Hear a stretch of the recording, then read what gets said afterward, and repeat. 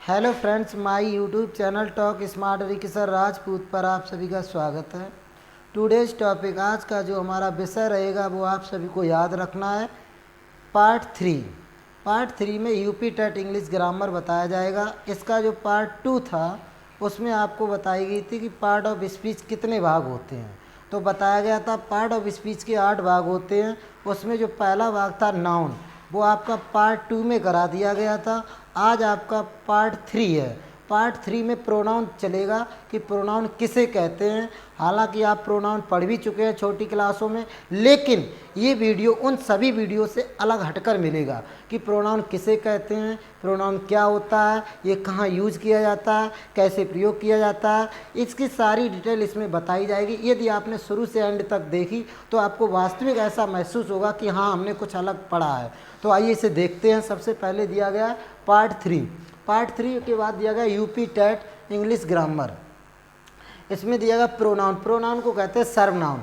तो इसमें दिया गया प्रो माने होता है फोर। क्या होता है?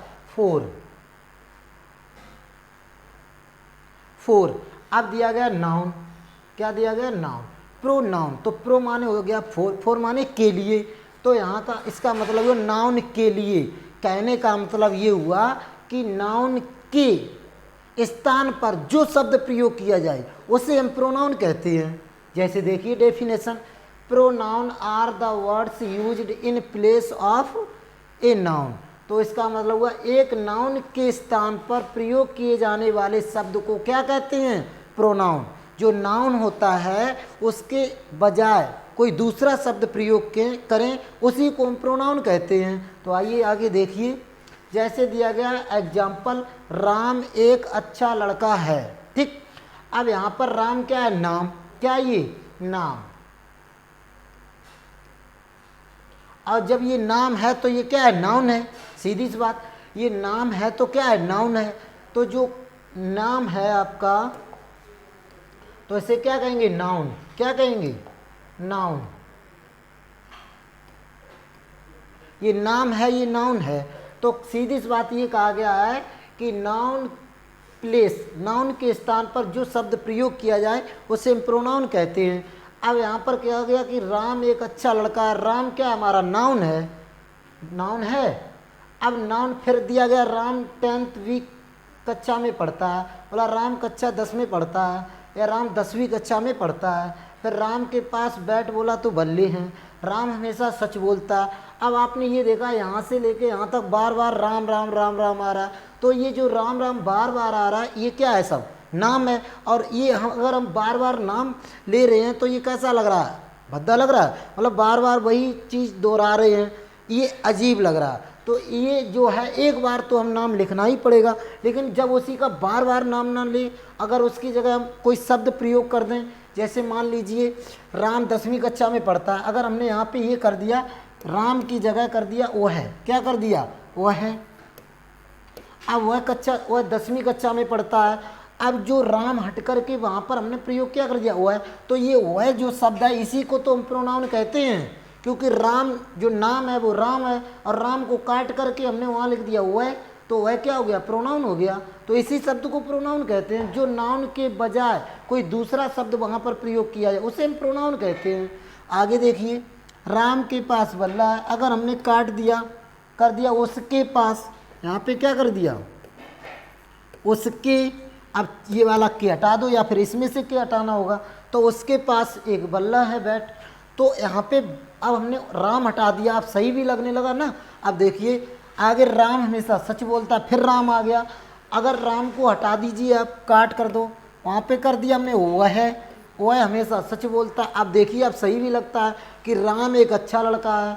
फिर दिया राम 10वीं कक्षा में पढ़ता है, फिर उसके पास बल्ला है, फिर वह सदैव सच बोलता है।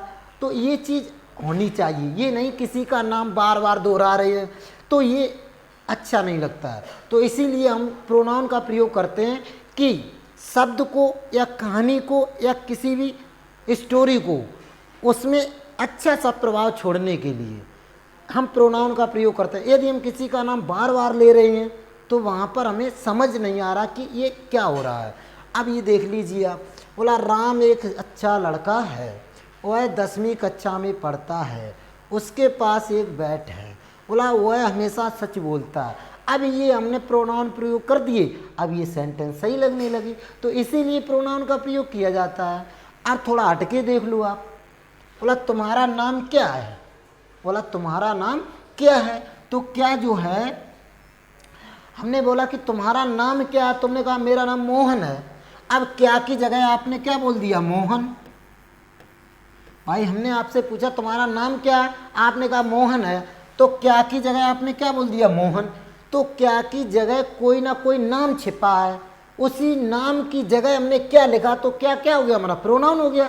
सीधी सी बात, ये याद रखना है। जैसे भाई कह रहा कि तुम्हारा नाम क्या है, तो क्या के स्थान पर कोई नाम छिपा है, तो उस नाम की जगह हमने क्या का शब्द किया है, यूज किया है, तो क्या हमारा क्या हो गया, प्रोनाउन हो गया। इसी प्रकार वहाँ कौन खड़ा है, तो कौन जो शब्द है, इस कौन की जगह कोई ना कोई नाम छिपा है। हमने कहा वहाँ कौन खड़ा है, तुमने कहा वहाँ रीना खड़ी है, तो रीना जो लड़की है ये यहाँ पे नाम था, और इस नाम जो नाम था, इस नाम की जगह हमने क्या प्रयोग कर दिया, कौन। तो कौन शब्द क्या हो गया, प्रोनाउन। तो यही प्रोनाउन कहलाता है। आगे देखिए, कोई तुम्हें बुला रहा है, तो कोई की जगह कोई नाम छिपा है। अब वो नाम, जैसे हमने बोला कि कोई तुम्हें बुला रहा है, तो हमने कहा कौन बुला रहा है, कि आपने कहा कि श्याम बुला रहा है। तो श्याम शब्द जो था आपका, यहाँ पे नाम छिपा था, और नाम की बजाय हमने क्या कह दिया, कोई। तो कोई शब्द क्या हो गया, प्रोनाउन। तो ये चीज़ें प्रोनाउन होती हैं। यह मेरी कार है, अब जो यह शब्द है यहाँ पर किसी का नाम छिपा है, किसका, कार का। जैसे अल्टो कार है, वैगन आर है, तो आज ETC किसी भी कार का नाम हो सकता है। तो वो क्या है, उस कार का नाम ना लेकर के हमने यह कह दिया, तो यह शब्द क्या हो गया, प्रोनाउन हो गया, क्योंकि वहाँ पर नाउन था, नाउन की बजाय हमने यह कर दिया, तो यह शब्द दूसरा प्रयोग कर दिया, इसीलिए ये क्या हो गया, प्रोनाउन हो गया। आगे देखिए, हम सभी पढ़ रहे हैं।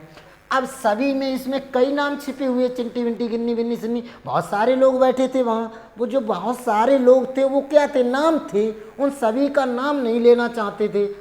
अब नाम लेंगे तो सभी का अलग अलग लेना पड़ेगा, तो इसलिए हमने सरल भाषा में क्या कह दिया, सभी। तो सभी उनकी जगह प्रयोग कर दिया। अब हमें सभी का नाम नहीं लेना पड़ रहा। जब नाम नहीं लेना पड़ रहा है, सरल भी हो गया, और इसका मतलब ये प्रोनाउन भी हो गया। तो प्रोनाउन का प्रयोग इसीलिए करते हैं कि कुछ भाषा को सरल करने के लिए। ठीक, आगे देखिए, क्या कोई क्रिकेट खेल रहा है, तो यहाँ पे कोई जो है, कोई की जगह कोई ना कोई नाम है।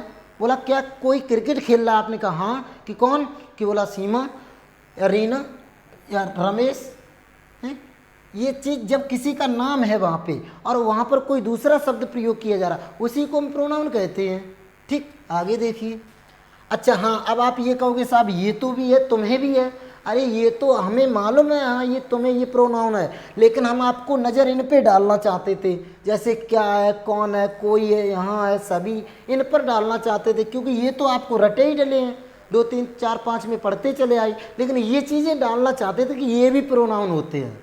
ठीक, देखिए जैसे I, we, you, they, he, she, it, ये आपने इस पर, ये तो आप जानते ही थे, इसलिए इन पर निगाह डालना चाहते थे कि ये भी प्रोनाउन होते हैं ना। तो ये चीज़ तो, ये तो ज़्यादा प्रचलन में है, ही, she, it, I, we, you, दे, ये ज़्यादा प्रचलन में, इनका ज़्यादा यूज करते हैं ना, इसलिए ये फेमस हो चुके हैं। और ये कम प्रयोग होते हैं, इसलिए ये फेमस नहीं है ना। आगे देखिए, ईच, ये भी प्रोनाउन है हमारा। ये सम्मन, जैसे हमने बोला कि कोई लड़का यहाँ आ रहा है, तो कोई की जगह किसी का तो नाम तो है ही वहाँ। अगर हमने बोल दिया कोई लड़का यहाँ आ रहा, हमने कोई कौन आ रहा, बोला चमन आ रहा, तो चमन वहाँ पे उसका नाम छिपा है, तो इसलिए ये क्या हो गया, प्रोनाउन हो गया। जैसे हु, अभी आपको बता ही दिया गया, व्हाट, फ्यू, बहुत, ETC, तो ये प्रोनाउन होते हैं। अब आपको समझ में आ गया होगा, हमें मालूम है। आगे देखिए,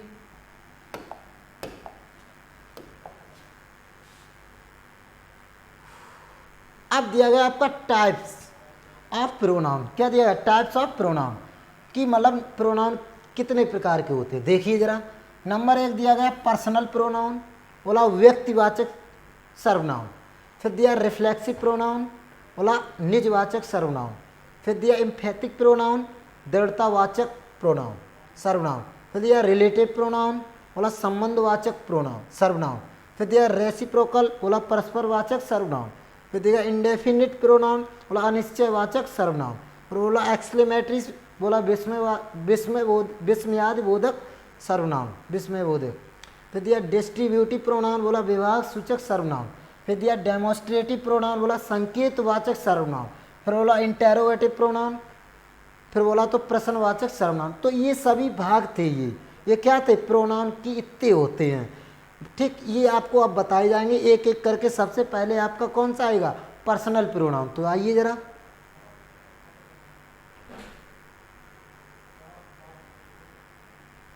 तो इसमें जो आपकी टेबल दी है पर्सनल प्रोनाउन, जैसे दिया है पर्सनल प्रोनाउन व्यक्तिवाचक सर्वनाउन, व्यक्ति या वस्तु के स्थान पर आने वाला प्रोनाउन पर्सनल प्रोनाउन कहलाता है।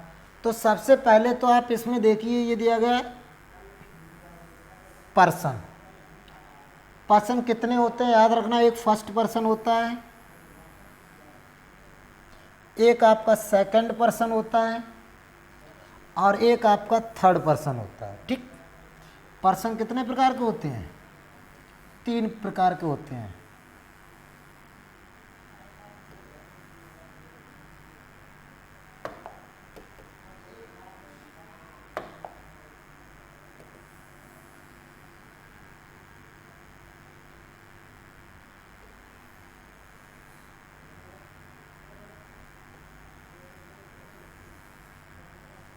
ये देखो आप, सबसे पहले दिया गया first person, second person, third person. सबसे पहले आपको ये आना चाहिए कि पर्सन कितने प्रकार के होते हैं। तो आपको याद रखना है कि पर्सन हमारे 3 प्रकार के होते हैं। एक फर्स्ट पर्सन होता है, एक सेकंड पर्सन होता है, एक थर्ड पर्सन होता है। जो फर्स्ट पर्सन होता है उसमें 2 आते हैं, एक आई होता है और एक वी। और फर्स्ट पर्सन वो कहलाता है जो बोलने वाला होता है। जैसे अब इस समय कौन बोल रहा, मैं, तो मैं कौन हो गया, फर्स्ट पर्सन। और क्या होता है, वी, बोला तो हम।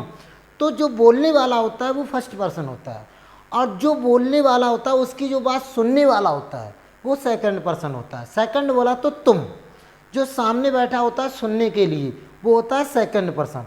और थर्ड पर्सन वह होता है जिसके बारे में बातें की जा रही हैं। ठीक, वो होता है आपका थर्ड पर्सन। जैसे मान लीजिए यहाँ पे दिया गया फर्स्ट पर्सन। फर्स्ट पर्सन कौन होता है, आई और वी। कौन होता है, आई और वी। तो आई वी होता है आपका फर्स्ट पर्सन और यू होता है second person. I we first person और यू होता है सेकंड पर्सन। यू केवल अकेला होता है सेकंड पर्सन, और बाकी इनके अलावा जो बचे हुए होते हैं वो सब थर्ड पर्सन होते हैं।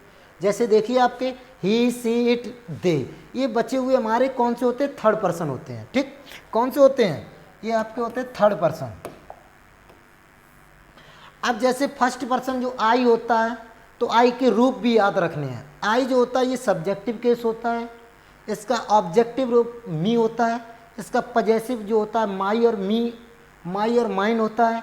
इसका जो सेल्फ फॉर्म होती है, ये सेल्फ फॉर्म, ये माई सेल्फ होती है। इसी प्रकार का वी होता है, जो वी होता है ना, वी का ये कर्ता रूप होता है, सब्जेक्टिव रूप होता है, ये ऑब्जेक्टिव रूप होता है, ये पजेसिव रूप होता है, और ये सेल्फ फॉर्म, ये मतलब स्वयं की फॉर्म होती है, स्वयं फॉर्म।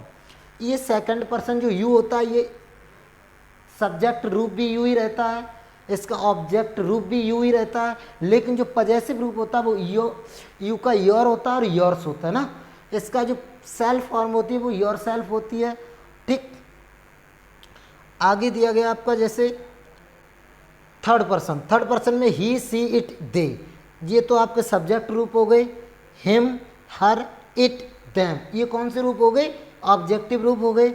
इसके जो पजेसिव रूप होता है, जैसे मान लो हिज है और हिज है, ये सेम एक ही जैसे रहते हैं, ये दोनों एक ही जैसे रहते हैं। ठीक, इसी प्रकार इट्स जो होता है ये भी आपका एक ही जैसा रहता है।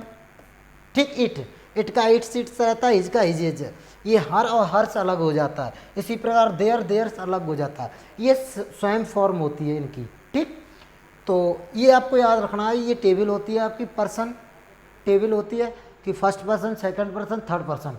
तो फर्स्ट पर्सन वह होता है जो बोलने वाला होता है, और सेकंड पर्सन वह होता है जो सुनने वाला होता है, थर्ड पर्सन वह होता है जिसके बारे में बात की जा रही। ठीक, जैसे यहाँ पर फर्स्ट पर्सन हम हो गए, सेकंड पर्सन आप लोग हो गए, आप हमारी बातों को सुन रहे हो, और थर्ड पर्सन वह हो जाता है जिसके बारे में बातें की जा रही हो। जैसे हमने कहा कि आज कुछ बच्चे आज आ नहीं रहे हैं लगातार रेगुलर, तो वो जो कुछ बच्चों के बारे में हम लोग आपस में बातें कर रहे हैं, तो वो कौन हो गई, थर्ड पर्सन, क्योंकि आप सुन रहे हो, आप तो सेकंड पर्सन हो गए, और मैं उनके बारे में बता रहा हूँ आपको, तो मैं कौन हो गया, फर्स्ट पर्सन। जो उनके बारे में बता रहा हूँ कि आज वो बच्ची लगातार कई दिनों से नहीं आ रही, तो वो आपके हो गए थर्ड पर्सन। तो याद रखना है, फर्स्ट पर्सन केवल दो होते हैं, आई और वी, इनके रूप याद रखने हैं, और सेकंड पर्सन केवल एक होता है, यू, उनके रूप याद रखने हैं, और बाकी बचे हुए हमारे थर्ड पर्सन होते हैं। ठीक, अच्छा भाई, अब पर्सनल प्रोनाउन ये याद रखना है। जैसे पर्सनल प्रोनाउन के अंतर्गत I, me, we, us, you, he, him, she, her, it, ठीक, और दे, ये तो एक ही जैसा रहता है। ठीक, ये सब्जेक्ट रूप भी यही होता है इट का, और इट का ऑब्जेक्ट रूप भी इट है, और इसमें जो पजेसिव रूप होता है इसमें ये दोनों सेम ही रहते ना। ठीक, ये याद रखना है। अब आप आगे देखिए,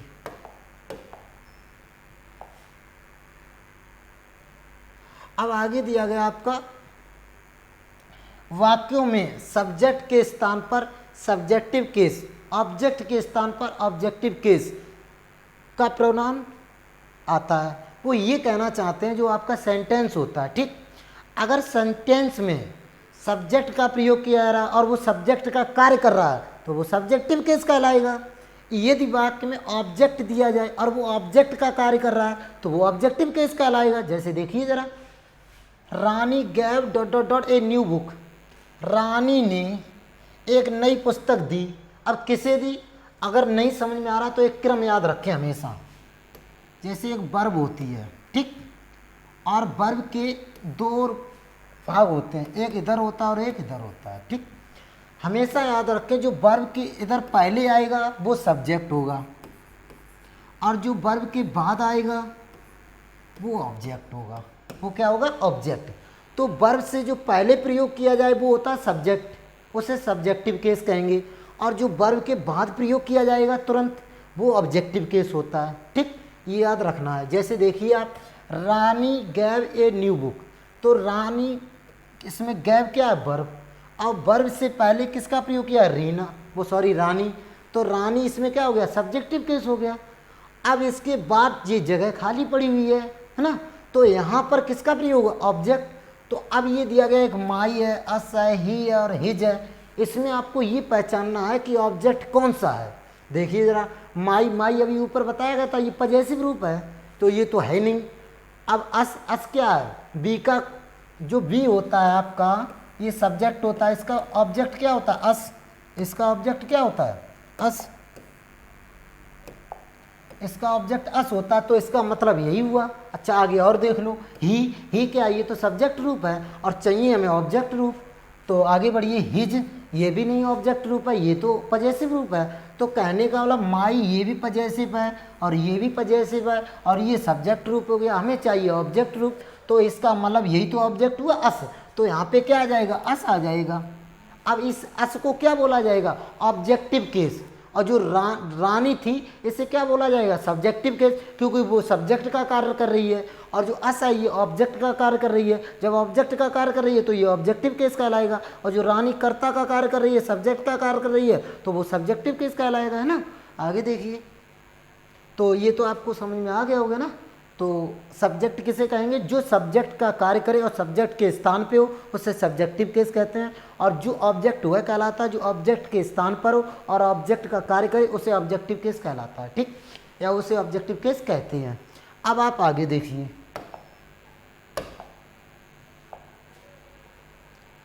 अब इसमें दिया गया रूल नंबर 2, इसमें कह रहा है कि जब चाइल्ड और बेबी, इस कॉन्सेप्ट पे अधिक ध्यान देना होगा क्योंकि इसमें थोड़ी बारीक समझनी होगी।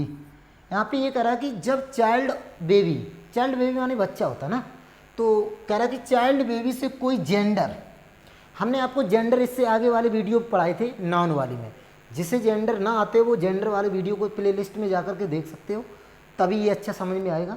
तो सबसे पहले ये कहा गया जब दिया गया जब चाइल्ड बेबी से जेंडर स्पष्ट ना हो। स्पष्ट का मतलब ये हुआ है कि आपको ये कन्फर्म ना हो कि ये स्त्रीलिंग है या पुरुष लिंग है। कहने का मतलब ये मैस्क्यूलिन जेंडर है या फेमिनिन जेंडर है। जो मैस्क्यूलिन जेंडर होता है वो किसका पता लगाता है, पुरुष लिंग का, और जो फेमिनिन जेंडर होता है वो किसका पता लगा, स्त्रीलिंग का। तो यहाँ पे ये कह रहा है कि चाइल्ड जो बच्चा होता है, चाइल्ड या बेबी से कोई जेंडर स्पष्ट ना हो, तब उसके लिए प्रोनाउन क्या आएगा, इट, इट्स और इटसेल्फ। ये कहने का मतलब हुआ है जैसे मान लो बेबी और चाइल्ड है, इसका हिंदी क्या हुई, बच्चा। ठीक, अब इस बात से हमें ये कन्फर्म नहीं पता लग रहा है ये लड़की है या लड़का है, तब आप क्या करेंगे जब ये कन्फर्म ना हो कि लड़की है लड़का, जब उसका जेंडर यही नहीं पता लग रहा है कि ये स्त्रीलिंग का है या पुरुष लिंग का है, तब आप क्या करेंगे। तब उसके लिए आपको याद रखना है कि इट, बच्चे के लिए क्या आएगा, इट, ये सब्जेक्ट रूप होगा या ऑब्जेक्ट रूप। ठीक, और इट्स का प्रयोग होता है पजेसिव रूप, और इटसेल्फ ये स्वयं की फॉर्म होती है। यदि उसमें सब्जेक्ट रूप पूछा जाए तो इट लगा देना, यदि उसमें ऑब्जेक्ट रूप पूछा जाए तो भी इट होता है, यदि उसमें पजेसिव रूप पूछा जाए तो इट्स हो जाएगा ना, और यदि उसमें स्वयं की फॉर्म पूछी जाए तो इटसेल्फ हो जाएगा। जैसे देखिए आगे बोला, आई सा a child on the road, मैंने सड़क पर एक बच्चा देखा।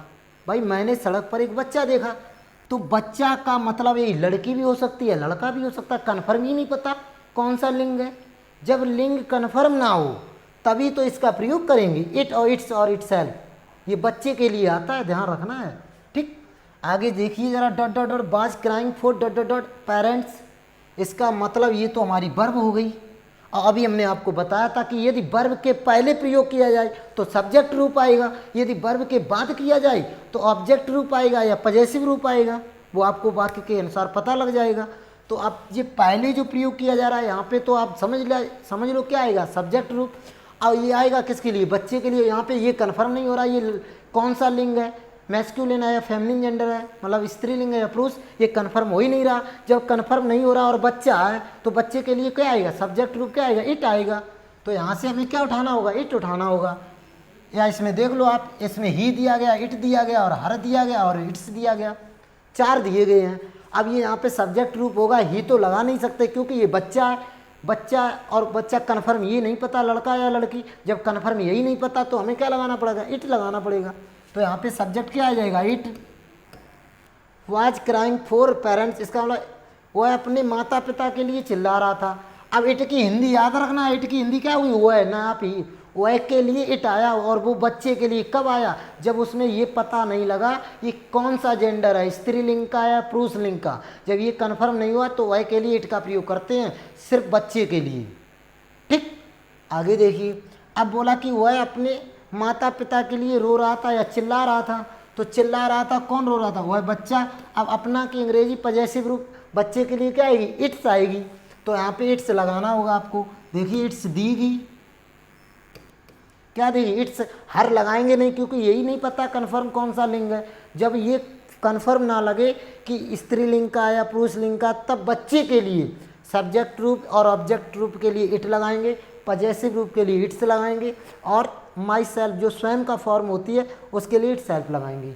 तो ये तो आपको समझ में आ गया होगा। आगे देखिए जरा, बोला एक girl child was crying for its mother, एक लड़की जो बच्ची, चाइल्ड मान क्या होता है, बच्ची।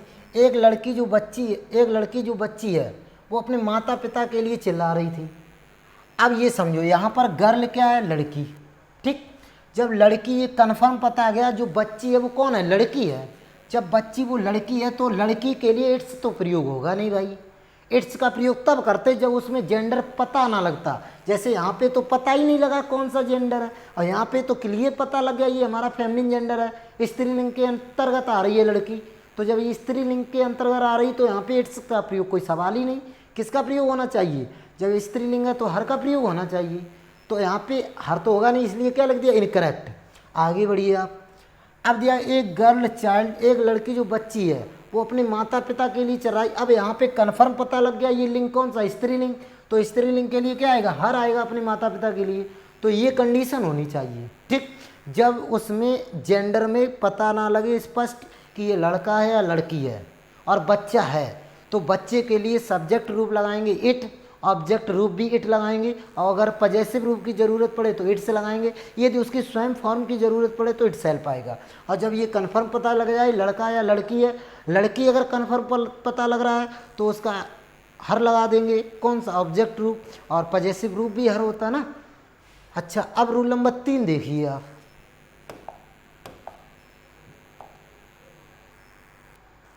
रूल नंबर 3 क्या कहना चाहता है देखिए जरा, जब विभिन्न प्रोनाउन, विभिन्न माने अलग अलग, ठीक, जब अलग अलग प्रोनाउन एक ही सेंटेंस में प्रयुक्त हों, प्रयुक्त माने प्रयोग किए जाएं, वो ये कहना चाहते हैं कि जब विभिन्न मतलब अलग अलग प्रोनाउन एक ही वाक्य में प्रयोग किए जाएं, मतलब फर्स्ट सेकंड थर्ड तीनों पर्सन प्रयोग कर दिए जाएं एक ही वाक्य में, तब क्या करेंगे देखिए जरा, प्रयोग किए जाएं, बुरी बात का आभास ना हो, लेकिन उस वाक्य में बुरी बात का आभास ना हो, ऐसी बात ना प्रकट हो जिससे सामने वाले को कष्ट हो, उस वाक्य में ऐसा महसूस ना हो।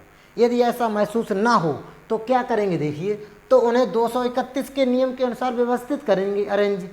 तो आपको याद रखना है कि यदि कोई सेंटेंस है उसमें first person, second person, third person, तीनों पर्सन मिलाकर दे दिए उन्होंने एक ही सेंटेंस में, लेकिन उस सेंटेंस की जो भाषा शैली है वो ऐसी नहीं होनी चाहिए जिससे दूसरे को कष्ट पहुँचे। जब ऐसी भाषा शैली उस वाक्य में न प्रयोग की जाए तो आप 231 का रूल लगाएंगे। 231 का मतलब देखिए जरा, 2 माने सेकंड पर्सन, 3 माने थर्ड पर्सन, 1 माने फर्स्ट पर्सन, तो इस हिसाब से व्यवस्थित करेंगे। देखिए जरा, जैसे मान लीजिए अगर हमने ये कहा कि हम तुम और वह मेला चलेंगे, हमने लिख दिया है कि हम तुम और वह मेला चलेंगे, हमने लिख दिया हम तुम और वह मेला चलेंगे। अब एक ही वाक्य है, ठीक, इसमें फर्स्ट सेकंड थर्ड हमने तीनों पर्सन डाल लिए और ये कहा कि मेला चलेंगे, तो ये कहने का मतलब है इस वाक्य में हमने ऐसी भाषा शैली प्रयोग नहीं की जिससे किसी को कष्ट हो, ऐसी तो प्रयोग की नहीं। जब कष्ट ना हो तो रूल कौन सा रहेगा, 231 वाला, इस हिसाब से कर देंगे।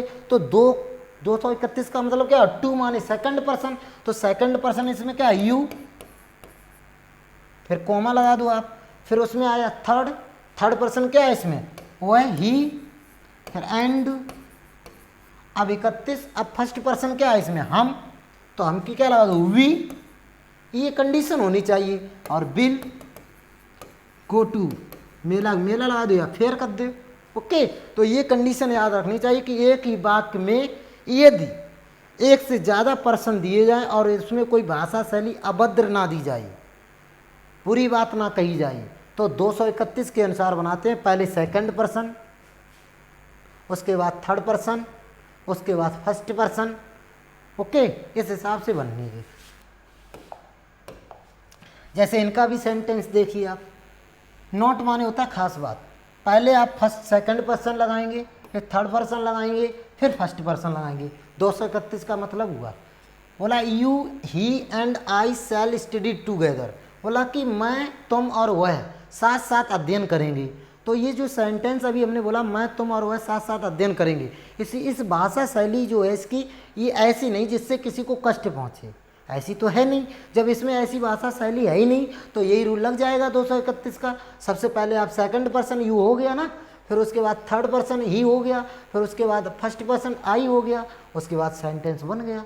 तो ये व्यवस्था इस हिसाब से व्यवस्थित किया जाएगा सेंटेंस, ठीक। अब आगे वो क्या कहना चाहता है देखिए जरा, अब ये कहा गया है रूल नंबर 4, एक ही वाक्य में विभिन्न प्रोनाउन का प्रयोग करते समय यदि उसमें अपना दोष स्वीकार किया गया, मतलब वो ये कहना चाहते हैं कि एक सेंटेंस दिया गया और उसमें फर्स्ट सेकंड थर्ड तीनों पर्सन दे दिए गए और उसमें अपना दोष स्वीकार किया जाए, मतलब हमने कोई ऐसा गलत कार्य कर दिया और उस वाक्य में स्वीकार किया जाए, तो ऐसी कंडीशन में कौन सा रूल रहेगा 132, अपना दोष स्वीकार किया गया हो अथवा कोई बुरी बात कही गई हो, मतलब जो सेंटेंस होगा उसमें फर्स्ट सेकंड थर्ड पर्सन तीनों दे दिए जाएंगे और उसमें जो उसकी भाषा शैली होगी वो भाषा शैली में ये कहना चाहता कोई बुरी बात कही गई हो, तो ऐसी जब किसी में बुरी बात कही गई होगी तो कौन सा रूल लग जाएगा 132 वाला लग जाएगा। तो इसे देखिए, सबसे पहले दिया गया जैसे 132 का मतलब हुआ है, पहले आप कौन सा लगाएंगे फर्स्ट पर्सन, फिर थर्ड पर्सन, फिर सेकंड पर्सन। जैसे देखिए बोला I he and you can never live together, बोला कि मैं तुम और वह साथ साथ कभी नहीं रह सकते। अब ये बात क्यों बोली जा रही, क्योंकि हम तीनों लोगों ने ऐसा कोई कार्य किया है जिससे अब हम लोग साथ नहीं रह सकते हैं, कोई ना कोई बुरा कार्य किया होगा इसीलिए तो नहीं रह सकते हैं। तो जब ऐसी भाषा शैली का प्रयोग किया जाएगा तो ऐसी सेंटेंस को बनाने के लिए 132 याद रखना होगा। ठीक, तो 132 का मतलब हुआ पहला, सबसे पहले आप तो फर्स्ट पर्सन लगाएंगे आई, उसके बाद आपको लगाना हुआ थर्ड पर्सन, उसके बाद लगाना हुआ सेकंड पर्सन। ये कंडीशन होनी चाहिए। ठीक, तो जब भाषा शैली खराब ना बोली जाए तो क्या लगेगा 232 और अन्यथा 132। ठीक, तो इस पे आपको ध्यान रखना था। अगर भाषा शैली खराब ना बोली जाए तो 231 और खराब बोली जाए तो 132, इतना याद रखना है। अब आपका आया नंबर 2, बोला तो नंबर 2, अभी नंबर 1 चला था। ठीक, पर्सनल प्रोनाउन। अब आया है, ये सारे अभी तक क्या थे, पर्सनल प्रोनाउन। अब नंबर 2 आया आपका रिफ्लेक्सिव प्रोनाउन। कौन सा आया, रिफ्लेक्सिव प्रोनाउन। इसके कहा गया कि निजवाचक सर्वनाम। प्रोनाउन के अंत में, जो प्रोनाउन होता है उसके अंत में सेल्फ या सेल्व्स, क्या कह रहा, सेल्फ या सेल्व्स जोड़कर रिफ्लेक्सिव प्रोनाउन बनता है। तो आपको याद रखना है कि जो रिफ्लेक्सिव प्रोनाउन होता है वो कैसे बनाते हैं, वो नाउन के अंत में सेल्फ जोड़ देते हैं या सेल्व्स जोड़ देते हैं। सेल्फ जो होता है वो एक वचन सिंगुलर होता है और जो सेल्व्स होता है ये प्लूरल बहुवचन होता है। तो जब एक वचन हो तो सेल्फ जुड़ जाता है तो रिफ्लेक्सिव प्रोनाउन बनकर तैयार हो जाता है। यदि बहुवचन होता है, प्लूरल होता है, तो सेल्फ जुड़ जाता है तो वो रिफ्लेक्सिव प्रोनाउन बनकर तैयार हो जाता है। देखिए जरा, नंबर बी दिया गया इसमें सिंगुलर प्रोनाउन। करा सिंगुलर प्रोनाउन में सेल्फ तथा प्लूरल प्रोनाउन में सेल्फ जोड़ा जाता है। यदि वो सिंगुलर है तो सेल्फ जोड़ दो, यदि वो प्रोनाउन प्लूरल है, बहुवचन है, तो सेल्फ जोड़ दो। जैसे देखिए सी में फर्स्ट पर्सन तथा सेकंड पर्सन, वो ये कहना चाहता है जो एक फर्स्ट पर्सन होता है और एक सेकंड पर्सन होता है। फर्स्ट पर्सन हमने आपको बताया था आई भी होता है और सेकंड पर्सन केवल एक होता है यू, तो वो 3 याद रखने, आई भी यू। तो वो ये कहना चाहता है फर्स्ट और सेकंड पर्सन पजेसिव रूप, जो पजेसिव वाला रूप होता है अपना की अंग्रेजी, उसी में ये चीज़ जोड़ देते हैं। जैसे ही होता है, जैसे आई फर्स्ट पर्सन आई और वी होता है। ठीक, तो जो आई और वी होता है और एक यू होता है। ठीक, ये ऊपर वाले हो गए फर्स्ट पर्सन और यू हो गया सेकंड पर्सन। तो ये कह रहा है कि इसका जो पजेसिव रूप होता है, मान लीजिए आई का पजेसिव रूप क्या होता है, माई, वी का क्या होता है, अवर, यू का क्या होता है, योर। इनके यही तो पजेसिव रूप होते हैं। तो वो ये कहना चाहता है पजेसिव रूप में, जबकि अब इसमें जोड़ा जाएगा। जैसे आई है तो यहाँ पे क्या हो जाएगा, माई सेल्फ, क्या हो जाएगा, माई सेल्फ। ये कह रहा है कि यदि फर्स्ट पर्सन सेकंड पर्सन आई तो उसके पजेसिव रूप में ये जोड़ा जाएगा, सेल्फ और सेल्फ्स। ठीक, इसी प्रकार जैसे अवर, तो अवर सेल्फ, अगर बहुवचन में प्रयोग किया जाएगा तो अवर सेल्फ हो जाएगा। ऐसे यू दिया गया तो यू का क्या होगा, योर सेल्फ या योर सेल्व्स। यू जो होता है वो एक वचन भी होता है और बहुवचन भी होता है। तो यहाँ पे जो योर है तो यहाँ पे क्या हो जाएगा, योर सेल्फ, और यदि हमें बहुवचन करना है तो यहाँ पे सेल्फ जुड़ जाएगा।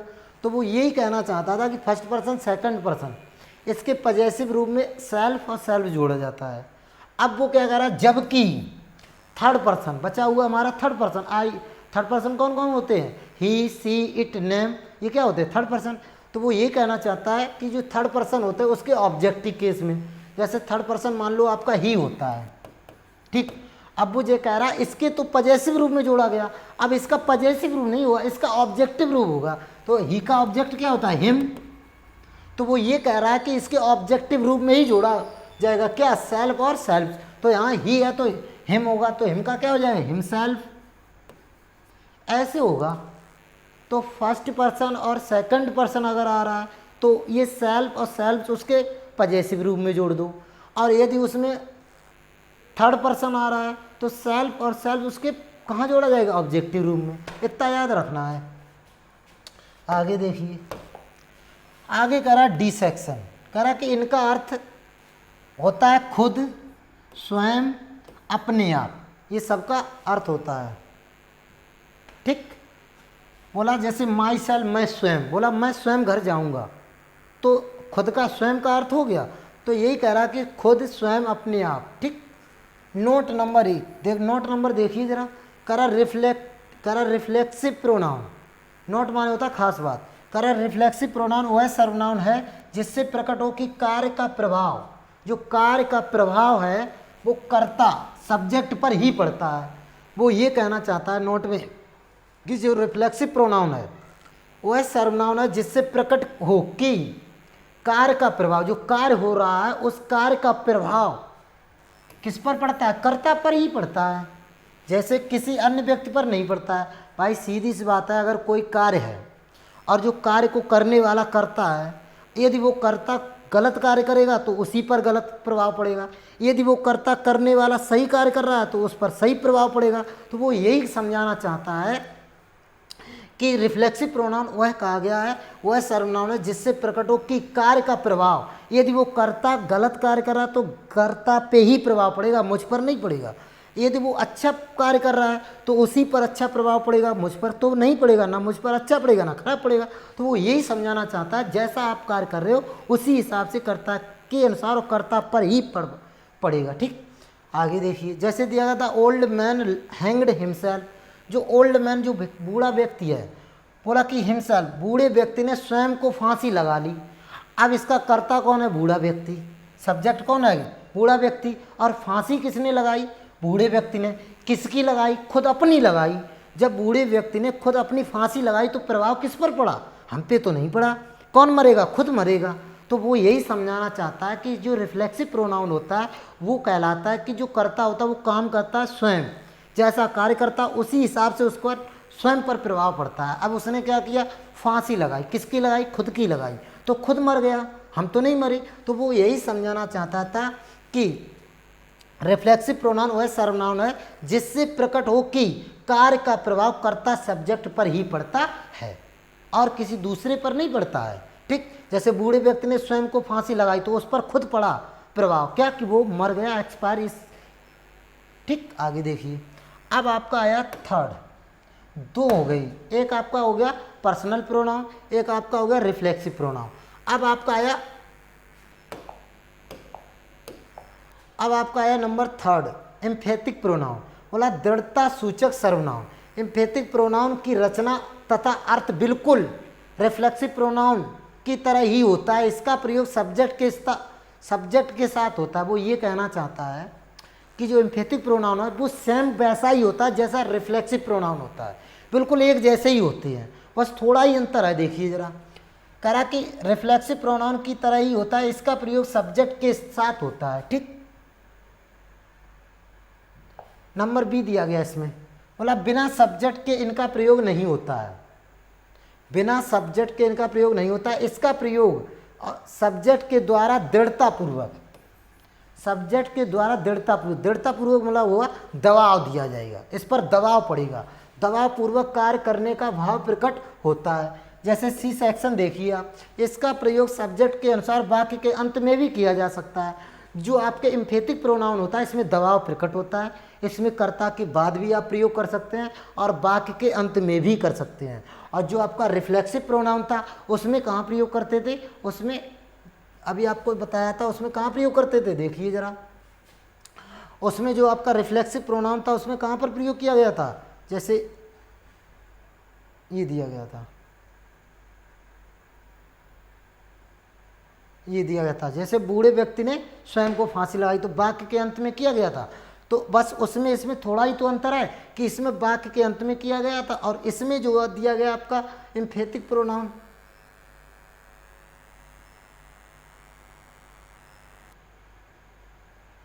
जैसे आपका ये एम्फेथिक प्रोनाउन दिया गया तो इसमें ये कहा गया कि वाक्य के जो सब्जेक्ट होता है उसके बाद भी करते हैं और वाक्य के अंत में भी करते हैं, और इसमें क्या होता है, दबाव प्रकट होता है। जैसे देखिए, Mister Chauhan himself said so, Mister Chauhan ने स्वयं ही ऐसा कहा।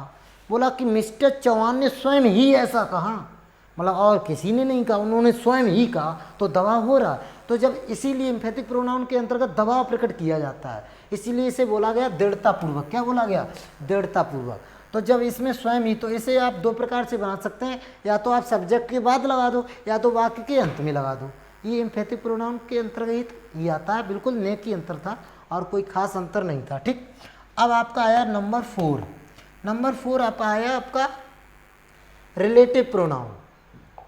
नंबर 4 याद रखना है आपका, कौन सा है? Relative pronoun. रिलेट माने क्या होता है? संबंध करना। रिलेट माने होता है संबंध को दर्शाना। ठीक, तो देखिए जरा, बोला संबंधवाचक सर्वनाम, ये कौन सा होता है? संबंधवाचक होता है। बोला संबंधवाचक सर्वनाम रिलेटिव प्रोनाउन वह सर्वनाम है जिसका प्रयोग किसी संज्ञा नाउन से संबंध प्रकट करने के लिए किया जाता है। ठीक, जैसे दिया गया हु। ठीक, हु की हिंदी क्या होती है? जो जिसने। अभी तक तो आप हु की हिंदी क्या पढ़ते? कौन किसने। इधर उधर का लगता था, इधर जा लगेगा। ठीक, उधर क्या लगता था? का, कौन, किसने, इधर लग जाएगा जा। बोला तो जो जिसने। ठीक, तो जो कौन किसने की जगह क्या होगा? जो जिसने। इसी प्रकार दैट माने क्या होता है? जो। इसी प्रकार विच माने क्या होता है? जो। इसी प्रकार हुम माने क्या होता है? जिसे। हुज माने क्या होता है? जिसका। तो ये चीज़ याद रखना है। ये होते हैं हमारे ये सब 5 जो शब्द दिए गए, ये क्या है? ये रिलेटिव प्रोनाउन है। ये संबंध को दर्शाएंगे नाउन से। ठीक, नाउन प्रोनाउन से ये क्या दर्शाएंगे? संबंध दर्शाएंगे। ये इतने ही नहीं, और भी हो सकते हैं। ठीक, आगे देखिए अब आप एक्सक्लेमेटरी। बोला हाँ एग्जाम्पल, सॉरी एक्सक्लेमेटरी क्या है? ये एग्जाम्पल। तो कहा गया this is the boy who gave me a pen. बोला कि दिस इज द बॉय, ये वही लड़का है जिसने मुझे एक पेन दिया।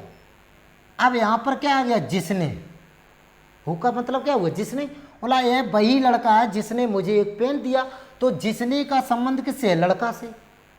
तो इसका संबंध हमें किससे मिल गया? दर। इसीलिए ये क्या होगा? रिलेटिव प्रोनाउन, क्योंकि जो रिलेट कराता है, रिलेट माने संबंध दर्शाता है। तो हु का संबंध लड़के से निकला। जब लड़के से निकला तो इसीलिए इसे क्या कहेंगे? Relative pronoun. और भी वाक्य बना सकते हैं। ठीक, जैसे ये वाक्य क्या था? यह वही लड़का है जिसने मुझे एक पेन दिया। बोला यह वही छात्र है जिसके पिताजी प्रधानमंत्री हैं। अब जिसका संबंध किससे? पिताजी से, है ना। तो पिताजी, तो ये याद रखना कि ये आपके होते हैं रिलेटिव प्रोनाउंस। या जैसे ये हु शब्द जो है, ये क्या है? रिलेटिव प्रोनाउन है। ठीक भाई, यहाँ पर किसी का नाम है, वो छिपा है, तो वहाँ पर यूज कर दिया, इसीलिए क्या हो गया? Relative pronoun. तो ये शब्द जो ऊपर लिखे हैं, ये सब क्या है? रिलेटिव प्रोनाउन है। जैसे हु है, ये भी रिलेटिव प्रोनाउन। दैट है, विच है, होम है, हुज है, ये सब रिलेटिव प्रोनाउंस होते हैं, क्योंकि इनका संबंध नाउन से दर्शाया जाता है। अब आपका आया नंबर 5। नंबर 5 देखिए जरा। बोला रेसिप्रोकल प्रोनाउन, परस्परवाचक सर्वनाम। इसमें क्या होता है? जैसे ईच अदर। ठीक, आगे दिया वन अनदर, रेसिप्रोकल प्रोनाउन कहा जाता है।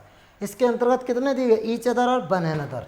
ठीक, बोला इनका अर्थ होता है परस्पर या आपस में। इन दोनों का अर्थ क्या होता है? परस्पर या आपस में। ऐसे ईच अदर 2 व्यक्तियों के लिए आएगा। बोला वन अनदर, बोला 2 से अधिक के लिए। सीधी सी बात आप याद रखें कि ईच अदर का अगर प्रयोग करना है तो 2 लोग होंगे, और वन अनदर का प्रयोग करना है तो 2 से अधिक कितने भी हों। ठीक, तो वन अनदर का प्रयोग होगा। ठीक, जैसे दिया गया एग्जाम्पल आपका। बोला Rani and Lata were quarrelling each other in the class. बोला रानी और लता कक्षा में एक दूसरे से झगड़ रही थी। अब यहाँ पर कितने सदस्य हैं? 2 हैं, एक तो रानी एक लता है, तो 2 लोग हो गए। तो 2 लोगों के बीच में किसका प्रयोग होता है? ईच अदर का होता है। तो यहाँ पर क्या दिया गया? Each other. आगे देखिए ऑल द स्टूडेंट्स, मतलब सारे छात्र, मतलब जितने छात्र, सभी छात्र।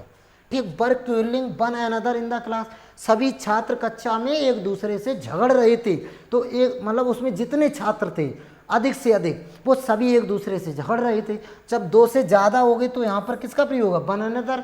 तो ईच अदर का प्रयोग केवल 2 के लिए करते हैं, और वन अनदर का प्रयोग 2 से अधिक जितने भी हों सभी के लिए करते हैं। ठीक, तो ये किसके अंतर्गत आता है? आपका रेसिप्रोकल प्रोनाउन के अंतर्गत। इसमें परस्पर सर्वनाउन होता है, ये एक दूसरे से संबंध दिखाया जाता है। ठीक, अब आपका आया नंबर 6। कौन सा आया? नंबर 6। नंबर 6 देखना है आपको। नंबर 6 में ये कह रहा है कि इंडेफिनिट प्रोनाउन। एक डेफिनेट होता है, इंडेफिनिट होता है अनिश्चय। तो यहाँ पे लिखा भी है अनिश्चयवाचक सर्वनाम। अनिश्चय मतलब होता है अनिश्चित, जो अनिश्चित हो, क्लियर ना हो, स्पष्ट ना हो, वो अनिश्चय बोला। ठीक, जैसे आई माने इंडेफिनिट, पी माने प्रोनाउन। तो इंडेफिनिट प्रोनाउन वह सर्वनाम है जिससे कोई निश्चित व्यक्ति या वस्तु प्रकट ना हो। तो इंडेफिनिट प्रोनाउन वह प्रोनाउन बताया गया जिससे कोई व्यक्ति या वस्तु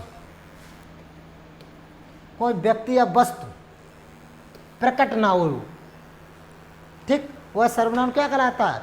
इंडेफिनिट प्रोनाउन। ठीक, जैसे देखो नॉट माने खास बात, ये निम्नलिखित होते हैं। जैसे बन, बोला कोई यहाँ आया था, तो कोई क्या अनिश्चित है? निश्चित तो है नहीं, पता नहीं कौन आया था, है ना। ऐसे ही नन, नन माने कोई नहीं। सम है, मैनी है, समबडी है, एनीबडी है, नोबडी है, ऑल है, ये सभी के सभी कैसे हैं? अनिश्चित हैं। इनसे पता ही नहीं लग रहा कौन है कौन नहीं, कितने हैं कितने नहीं, 1 2 3 पता ही नहीं लग रहा। जब क्लियर कन्फर्म ही नहीं पता लग रहा तो इसीलिए ये क्या हो गए? अनिश्चय हो गए, इसीलिए इंडेफिनिट के अंतर्गत आते हैं। तो आपको याद रखना इंडेफिनिट प्रोनाउन होते हैं ये। जैसे बन है, नन है, सम है, मैनी है, समबडी है, एनीबडी है और नोबडी है, ऑल है, ये सब क्या होते हैं? इंडेफिनिट प्रोनाउन होते हैं, अनिश्चयवाचक होते हैं। जैसे रूल नंबर 1 देखिए आप, तो इसे आगे देखिए अभी।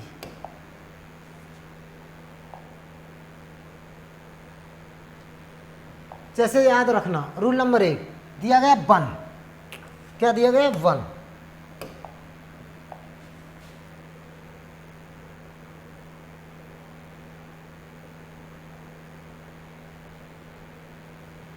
जैसे इसमें दिया गया आपका वन, रूल नंबर 1, वन के साथ वंस और वनसेल्फ। हमेशा आप याद रखें कि कहीं भी वाक्य में सेंटेंस में वन लगा हो, ठीक, तो वन के साथ क्या आएगा? वंस, या क्या आएगा? वनसेल्फ आता है। हिज और हर सेल्फ नहीं आता है। यदि उस वाक्य में हर लगा हो या हर सेल्फ लगा हो या हिज सेल्फ लगा हो और उसमें पहले वन दिया जाए तो गलत होगा। तो इनकी बजाय क्या होना चाहिए? वंस। जैसे देखिए, बोला one should do his work, हर किसी को अपना कर्तव्य करना चाहिए या अपना कर्तव्य निभाना चाहिए। तो यहाँ पे अपना जो पॉजेसिव रूप है, तो वन के साथ यहाँ पे क्या होना चाहिए? वंस। तो इसलिए ये कैसा है? गलत है। यही वाक्य आगे देखिए, वन शुड वंस, ये कैसा है? सही है।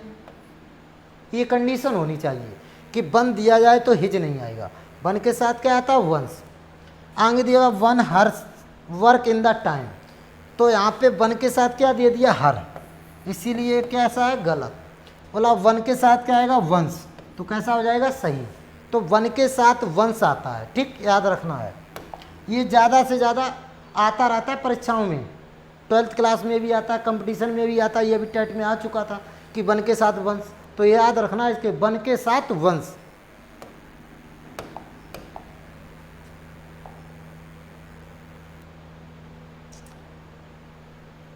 अब आपका आया है रूल नंबर 2, बोला समवन, समबडी, नोबडी, नोबडी, फिर दिया गया नो वन, ठीक, के साथ कोई जेंडर स्पष्ट ना हो। वो ये कहना चाहते हैं कि जैसे समवन दिया जाए, समबडी दिया जाए, नोबडी दिया जाए, नो वन दिया जाए, ये चीज़ें अगर दी गई हैं 4-5 और जेंडर स्पष्ट नहीं हो रहा, फिर वही बात आ गई कि जेंडर मतलब ये जेंडर स्पष्ट नहीं हो रहा है कि ये स्त्रीलिंग का जेंडर है या पुरुष लिंग का जेंडर है, ये कन्फर्म ही नहीं हो रहा है। तब क्या करेंगे? बोला कि ही, हिज, हिम, हिमसेल्फ का प्रयोग होता है जब ये कन्फर्म ना पता लगे कि ये स्त्रीलिंग का जेंडर है या पुरुष लिंग का। तो आप हमेशा रखें याद कि वहाँ पर पुरुष लिंग का ही जेंडर लगाया जाएगा, फिर स्त्रीलिंग का नहीं लगाया जाएगा जब ये कन्फर्म ना लगे पता, ठीक। तो वहाँ पे क्या आएगा? पुरुष वाला लिंग। देखिए जरा, ही है, हिज है, सी है, वो सॉरी हिम है, और क्या है? हिमसेल्फ का प्रयोग होता है तथा सिंगुलर वर्ब का प्रयोग होता है जेंडर स्पष्ट होने पर। फीमेल के लिए सी, हर और हर सेल्फ का प्रयोग होता है। और वो ये कह रहे हैं कि जब वहाँ पर जेंडर स्पष्ट हो जाए, मतलब पता लग जाए कि ये स्त्रीलिंग का जेंडर है, फेमिनिन जेंडर है, तो आप फिर लगाएंगे सी, हर और हर सेल्फ। यदि वहाँ पर कन्फर्म पता ही नहीं लग रहा है कि ये स्त्रीलिंग का या पुरुष लिंग का, तो आप पुरुष लिंग वाला ही जेंडर लगाना होगा। और जब कन्फर्म पता लग रहा है स्त्रीलिंग तो आपको सी और हर सेल्फ लगाना ही होगा, ठीक।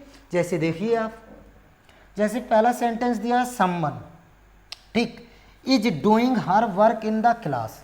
बोला कि कोई कक्षा में अपना कार्य कर रहा है। अब इस कोई में यही नहीं पता लग रहा है ये कौन सा लिंग है, स्त्रीलिंग का है या फेमिनिन मतलब पुरुष लिंग का है। जब ये कन्फर्म पता ही नहीं लग रहा है और हमने लगा दिया हर, तो ये कैसा हो गया? इनकरेक्ट हो गया, गलत है। जब स्पष्ट जेंडर न पता लगे तो वहाँ पर हर नहीं लगेगा, ठीक। आगे देखिए, जैसे someone is doing his work in the class. अब जब कन्फर्म पता नहीं लगा तो आप हमेशा याद रखें वहाँ पर पुरुष लिंग वाला ही जेंडर आएगा। तो जैसे देखिए यहाँ पे दिया गया पजेसिव रूप पुरुष लिंग का, क्या दिया गया, हिज।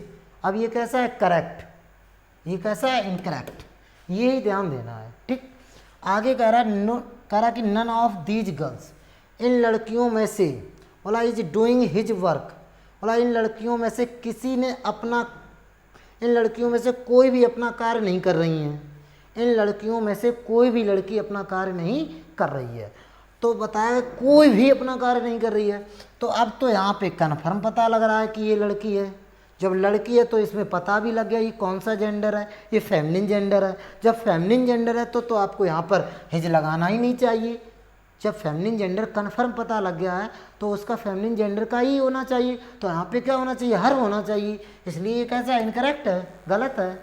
आगे देखिए, नन ऑफ दीज गर्ल्स, इन लड़कियों में से कोई अपना कार्य नहीं कर रही हैं। अब ये हमें कन्फर्म लग गया ये स्त्रीलिंग है, फेमिनिन जेंडर है, तो यहाँ पर फेमिनिन जेंडर लग जाएगा हर, ठीक। तो ये करेक्ट हो गया। तो इस पर याद रखना था कि जब जेंडर का स्पष्ट लिंग ना पता लगे तो पुरुष वाला लिंग लगा दो, लेकिन बच्चा हो तो नहीं लगेगा, तो फिर तो इट और इट सेल्फ का ही प्रयोग होगा, इतना याद रखना होगा। यहाँ सिर्फ बड़े लोगों के लिए आया है कि यदि वहाँ पर स्त्री या पुरुष का कन्फर्म पता ना लगे तो पुरुष वाला लिंग लगा दो, लेकिन बच्चे के लिए आई तो वहाँ पर पुरुष वाला नहीं लगेगा, तो बच्चे के लिए इट और इट सेल्फ का ही प्रयोग होगा, ठीक। जैसे देखिए आगे, अब दिया गया रूल नंबर 5। अब आपका नंबर दिया गया 7 नंबर में कह रहा है एक्सक्लेमेटरी प्रोनाउन। कौन से प्रोनाउन आया, एक्सक्लेमेटरी। बोला विस्मयादिबोधक सर्वनाम, विस्मयबोधक वर्ड। बोला एक्सक्लेमेशन वर्ड्स, बोला कि व्हाट, इसमें किसका प्रयोग होता है, व्हाट का और हाउ का और एलास का और हुर्रा और फाई। आप व्हाट का प्रयोग जानते हैं, व्हाट का प्रयोग कब करते हैं, जब आश्चर्य प्रकट हो, कोई वाक्य हो और उसमें आश्चर्य, जैसे कोई चीज़ देखी और देखते ही उसमें आश्चर्यचकित हो जाएं, ठीक। ऐसे ही हाउ का प्रयोग होता है। एलास का प्रयोग तब करते हैं जब दुख प्रकट हो। बोला कि दुख है आज मिस्टर शर्मा नहीं रही, तो इसमें क्या है, दुख प्रकट हो रहा। और व्हाट का प्रयोग जब कोई चीज़ अच्छी देखें या खराब, बोला वाह कि क्या कितनी अच्छी बिल्डिंग है, जब ऐसा आश्चर्य प्रकट हो रहा है तो उसमें क्या आता है, हाउ या व्हाट। और जब दुख प्रकट होता है तो क्या, एलास आता है। ऐसे ही हुर्रा का प्रयोग जब कोई खुशी प्रकट होती है, बोला शाबाश तुम तो मैच जीत गए हो। तो जब ऐसे वाक्य आते हैं तो उसमें हुर्रा का प्रयोग करते हैं। आगे क्या, फाई का प्रयोग कहाँ करते हैं, फाई का प्रयोग घृणा प्रकट करने के लिए, जब घृणा प्रकट होती है। और घृणा कहाँ प्रकट होती है, जैसे कोई छोटा बच्चा, आप खाना खा रहे थे तो उस छोटे बच्चे की क्या आ गई, नाक, ठीक। जैसे ही आपने बच्चे की तरफ देखी, आपको क्या प्रकट हुई, बच्चे की तरफ घृणा। आपने कहा छी ये बच्चा कितना गंदा, या तो आप वहाँ से खुद भागेंगे या बच्चे को मार के भाग जाएंगे। तो वही वहाँ पर हमें क्या प्रकट हुई, घृणा प्रकट हुई। तो ऐसे वाक्यों में छींची के लिए फाई का प्रयोग करते हैं। ये सब किसके अंतर्गत आते हैं, एक्सक्लेमेटरी। इन्हें विस्मयबोधक कहा जाता है, इसलिए इसमें विस्मयबोधक चिन्ह लगता है, एक्सक्लेमेटरी, है ना। तो ETC का प्रयोग भी एक्सक्लेमेटरी प्रोनाउन की तरह होता है। जैसे देखिए, how sweet songs you sing, बोला तुम कितने मधुर गीत गाती हो। अब इसमें कितने मधुर, ये हाउ क्या हो गया, ये आपका एक्सक्लेमेटरी प्रोनाउन हो गया। तो जब गिनती ना हो पाए तो हाउ का प्रयोग करते हो, गिनती हो जाए तो व्हाट का प्रयोग करते हैं। जैसे देखिए, फाई छी, यह बच्चा कितना गंदा है। अब बच्चा एक ही तो है, जब एक बच्चा है तो यहाँ पर क्या आएगा, व्हाट। और जब व्हाट का प्रयोग होता है तो व्हाट के साथ याद रखें आप हमेशा an का प्रयोग करते हैं। और जब सिंगुलर हो तो तभी तो आएगा, जैसे यह बच्चा कितना गंदा है, छी, तो बच्चा एक ही तो है, तो क्या आएगा, व्हाट, है ना। फिर डर्टी क्या है, एडजेक्टिव से पहले क्या आएगा, an। अब an का प्रयोग तब करते हैं जब AEIU से स्टार्ट होता है, ये वाला शब्द, है ना। ये तो वोवेल से है ही नहीं, कॉन्सोनेंट से स्टार्ट है, तो यहाँ पे क्या आएगा, ये तो प्रयोग किया जाएगा, दिस चाइल्ड इज, ठीक। अब आगे देखिए आप, बोला नंबर 8 आ गया आपका। नंबर 8 में आप देखिए, 8 में देगा डिस्ट्रीब्यूटिव प्रोनाउन विभाग सूचक सर्वनाम। ये निम्नलिखित होते हैं। बोला ईच माने होता प्रत्येक, 2 या 2 से अधिक के लिए, मतलब 2 होंगे या 2 से अधिक लोग होंगे, और उसमें से प्रत्येक मतलब कोई भी चीज़ दी जा रही है तो प्रत्येक को दीजिए, बेसिक कितने भी लोग हों, लेकिन वो चीज़ सभी को दी जाएगी। ठीक, इसी प्रकार आइदर, आइदर कोई एक, मतलब दो होंगे और दो में से किसी एक।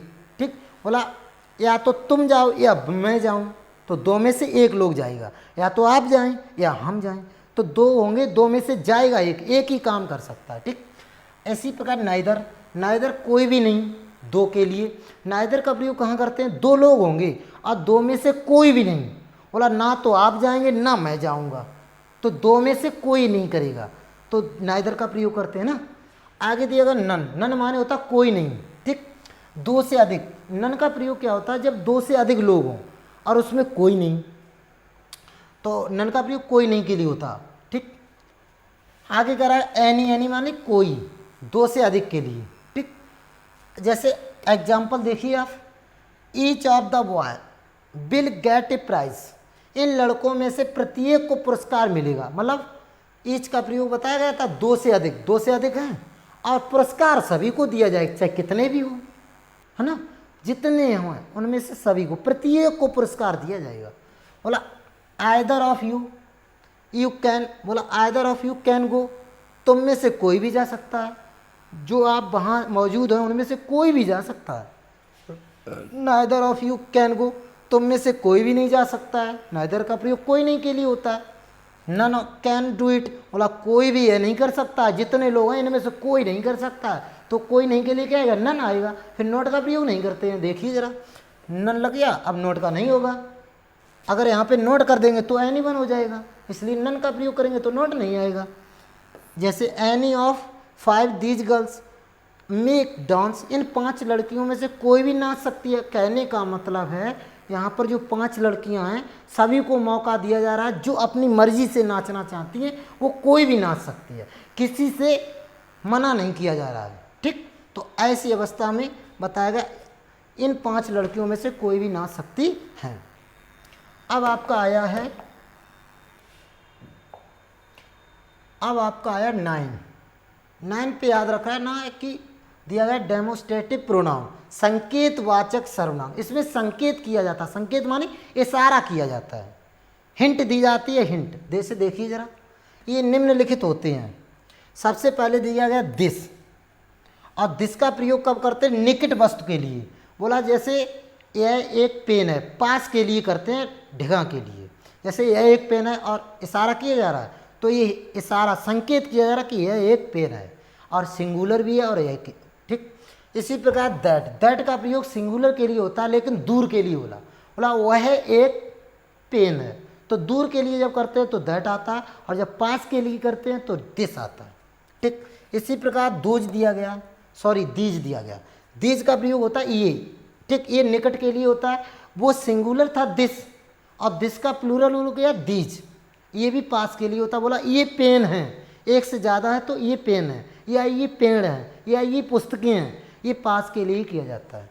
आगे जो दैट था ये प्लूरल नहीं था, ये सिंगुलर था, इसी का प्लूरल क्या होता है? दोज, दोज को क्या कहते हैं? बे, ये दूर के लिए आता है। जैसे बोला बे पौधे हैं, या वे लड़के हैं, या वे जानवर हैं, तो वे ये किसके लिए किया गया? दूर, बस दूर की वस्तुओं के लिए कर सकते हैं, व्यक्तियों के लिए कर सकते हैं, जानवरों के लिए कर, किसी के लिए कर सकते हैं, दूर के लिए और कई ज़्यादा के लिए, एक से ज़्यादा होगी। ठीक, इसका नोट देखिए जरा,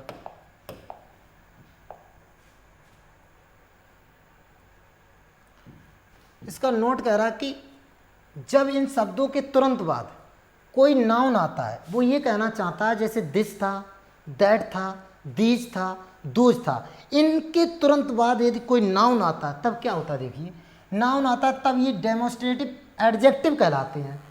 अगर दिस है, दैट है, दीज है, दोज है, और इनके तुरंत बाद नाउन आएगा तो वो क्या कहलाएगा? डेमोस्ट्रेटिव एडजेक्टिव कहलाएगा, फिर कहलाता है। तथा जब इन शब्दों के तुरंत बाद वर्ब आती है, किनके बाद? दिस, दैट, दीज, दोज, अगर इनके तुरंत बाद वर्ब आती है तो ये डेमोस्ट्रेटिव प्रोनाउन कहलाते हैं। तो अब आपको याद रखना है कि जो आपके कि आपका जो दिया गया था डेमोस्ट्रेटिव प्रोनाउन, इसके अंतर कौन कौन आते हैं? दिस, दैट और जो दिस दैट था और दीज था, दोज था।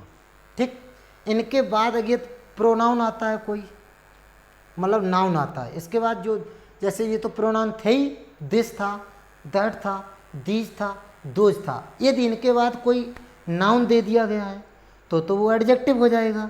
यदि इनके बाद कोई वर्ब दे दी जाती है तो वो क्या हो जाता है, प्रोनाउन हो जाता है। देखिए ज़रा नोट में, जब इन शब्दों के तुरंत बाद नाउन आता है तो डेमोस्ट्रेटिव एडजेक्टिव हो जाएगा।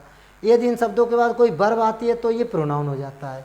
ठीक, जैसे this is a new book, बोला यह एक नई पुस्तक है। जो दिस है इसके बाद क्या है, इज क्या है, ये तो वर्ब है। जो जब वर्ब है तो ये क्या हो गया, प्रोनाउन हो गया। आगे देखिए दिस बुक, अब दिस के साथ क्या आ गई, बुक। बुक क्या है, नाउन। जब नाउन आएगा तो क्या हो जाएगा, एडजेक्टिव हो जाएगा। तो ये तो एडजेक्टिव हो गया अब। ठीक, आगे देखिए दीज, केवल दीज है, दीज के बाद आर आ गया। आर तो ये वर्ब होती है, तो जब वर्ब आएगी तो क्या होगा, प्रोनाउन होगा। और यदि दीज के साथ नाउन दे दिया, जैसे गर्ल, गर्ल क्या है, नाउन, तो नाउन आ गया तो क्या होगा, एडजेक्टिव होगा। तो आपको याद रखना है जी, डेमोस्ट्रेटिव प्रोनाउन होते हैं, इनके अंतर्गत कौन कौन आते हैं, दिस, दैट, दीज, दोज। ठीक, और ये संकेत करते हैं पास की वस्तु के लिए या दूर की वस्तु के लिए। और यदि इनके बाद नाउन आता है, सॉरी, यदि इनके बाद कोई नाउन आता है तो ये आपके एडजेक्टिव होता है। और यदि इनके बाद नाउन नहीं आता है, कोई वर्ब आती है तो ये क्या हो जाते हैं, प्रोनाउन हो जाते हैं। बस इतनी बात याद रखनी है। ठीक, अब आपका 10 देखिए, नंबर 10वां आ जाए। अब आपका 10वां नंबर का है इंटेरोगेटिव प्रोनाउन। इंटेरोगेटिव में याद रखना है कि प्रश्नवाचक, इसे प्रश्नवाचक सर्वनाम क्यों कहा जाता है, क्योंकि इसमें प्रश्न पूछा जाता है। बोला आप कहाँ रहते हो, तो प्रश्न किया गया। बोला आप क्या खाते हो, प्रश्न किया गया। जब प्रश्न किया जाए तो वो प्रश्नवाचक कहलाता है, इसलिए इसे इंटेरोगेटिव प्रोनाउन कहते हैं। ठीक, जैसे जब प्रश्नवाचक शब्द का प्रयोग प्रश्न पूछने हेतु वाक्य के आरंभ में आता है, तब या तो यह इंटेरोगेटिव प्रोनाउन होता है या इंटेरोगेटिव एडजेक्टिव होता है। जैसे जब इंटेरोगेटिव वर्ड का प्रयोग किसी नाउन के साथ होता है, मतलब ये कहने का हुआ कि जो आपका इंटेरोगेटिव शब्द होगा, जैसे विच है, व्हाट है, वाई है, हुम है, ये अगर होंगे और उनके बाद अगर नाउन आ रहा है, नाउन के साथ होता है तो ये एडजेक्टिव हो जाएगा, विच वगैरह, व्हाट वगैरह, ये नहीं। और इस तथा जब इसका प्रयोग किसी वर्ब के साथ होता है तब प्रोनाउन हो जाता है। सीधी सी बात आप ये याद रखें, जैसे विच है, व्हाट है, हाउ है, वाई है, अगर इनके बाद कोई यदि इनके बाद कोई नाउन दे दिया गया तो ये एडजेक्टिव हो जाएगा।